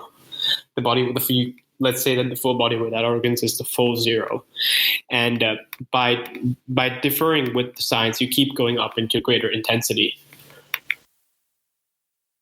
And so I think what we need to emphasize with the keyword polyvocal here is that essentially that the connections can be are not as gospel as Lacan would have them. I think that's fair. I want to jump through. We've got 3 paragraphs left and like 10 minutes. I want to make sure we can get through everything. It is said that the unconscious is dark and somber. Reich and Marcuse are often reproached for their Rousseauism, their naturalism, a conception of the unconscious that is thought to be too idyllic. But doesn't one indeed lend to the unconscious horrors that could only be those of consciousness and of a belief too sure of itself? Would it be an exaggeration to say that in the unconscious there is necessarily less cruelty and terror, and of a different type, than in the consciousness of an heir, a soldier, or a chief of state? The unconscious has its horrors, but they are not anthropomorphic. It is not the slumber of reason that engenders monsters, but vigilant and insomniac rationality. The unconscious is Rousseauistic, being man-nature. And how much malice and ruse are there in Rousseau? Transgression, guilt, castration. Are these determinations of the unconscious, or is this the way a priest sees things? Doubtless there are many other forces besides psychoanalysis for Oedipalizing the unconscious, rendering it guilty, castrating it. But psychoanalysis reinforces the movement. It invents a last priest. Oedipal analysis imposes a transcendent use on all the synthesis of the unconscious, ensuring their conversion. This is the Rousseau section, yes. I don't think I could say Rousseauism enough times. And now I've said it more than I've said it my entire life. And actually, no, sorry, go ahead. I was going to say, I think this is kind of interesting as they end the last section by, right, so they've talked about the despotism of the sign and that, what happens when you try to work with that kind of thing. I'm going to go kind of quick in this for the sake of time. And so right, they end that section by saying that instead of having the despot signifier, it would be better to have the point sign of many dimensions. Right, that's the polyvocality that we were talking about. And so what I think is kind of interesting here with the comparison of Rousseau and that, and where they write about the unconscious and the conscious, it kind of lends itself to also being understood as how things can get territorialized, right? That is to say, like, when they write, would it be an exaggeration to say that in the unconscious there is necessarily less cruelty and terror and of a different type than in the consciousness of an heir, soldier, or chief of state? The unconscious has its horrors, but they are not anthropomorphic. It is not the slumber of reason that engenders monsters, but vigilant and insomniac rationality. So the way to really make it short, there's a way that rationality uses a signifier to impose a certain fear and a certain signification on the unconscious that's going on here that I think is like Rousseau in the sense of a contractuality.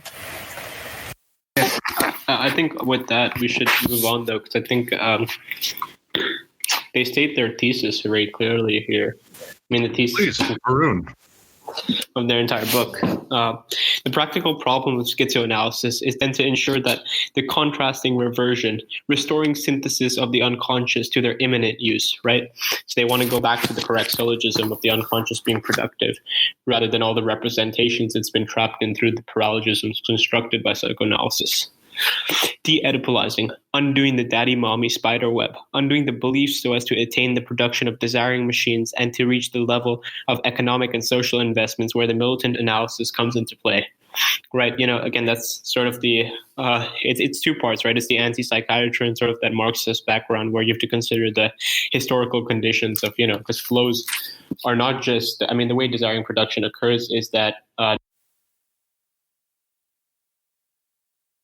desiring production also, but they both are the same thing because desiring productions build up social production. I think they have that great quote about Hitler sexually arousing the people who voted for him. And this Nothing is accomplished as long as machines are not touched upon. This implies interventions that are in fact very concrete, in place of the benevolent pseudo-neutrality of the Oedipal analysis, who wants to understand only mommy and daddy. We must substitute a malevolent and openly malevolent activity. Your Oedipus is a fucking drag. Kept it up. Analysis will be stopped, or else we'll apply shock treatment to you. Stop saying daddy, mommy. Of course, Hamlet lives in you as whether lives in you, and Oedipus too, and anything you want.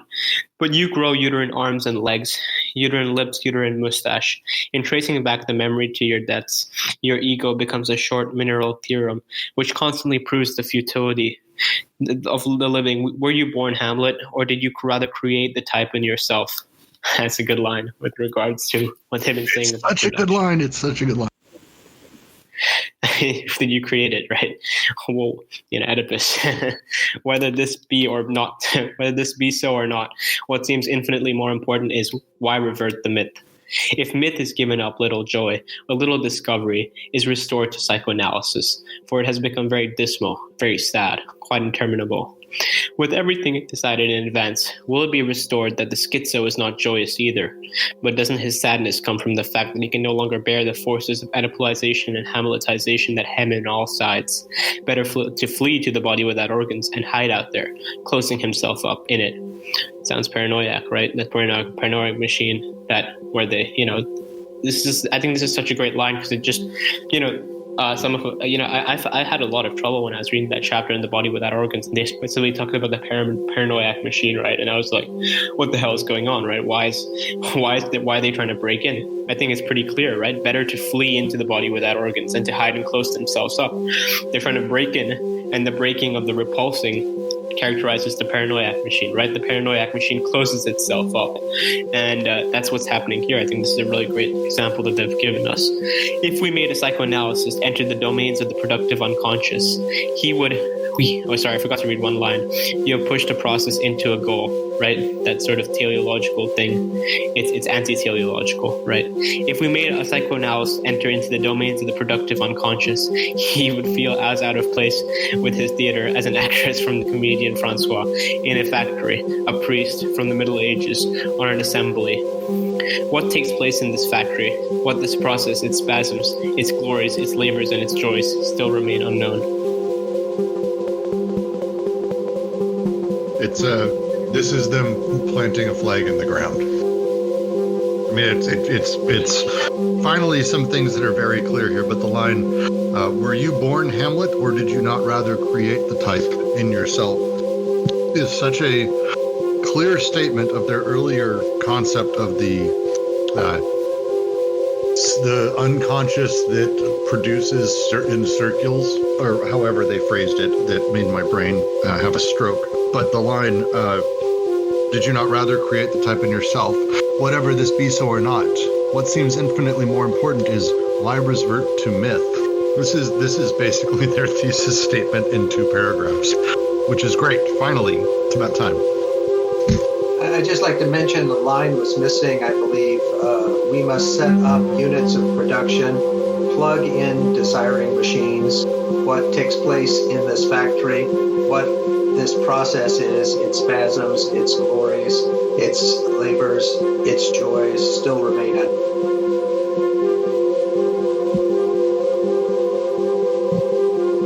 This was, I really liked how you read that, Varun, at the very end there, with a few notes in there. Because the other line in here, there's so many just great little moments. And the review session, please join us tomorrow, same time, 2 hours. We do the same thing, but we open it up to everyone, and everyone can ask questions, make comments. Please join us tomorrow for that.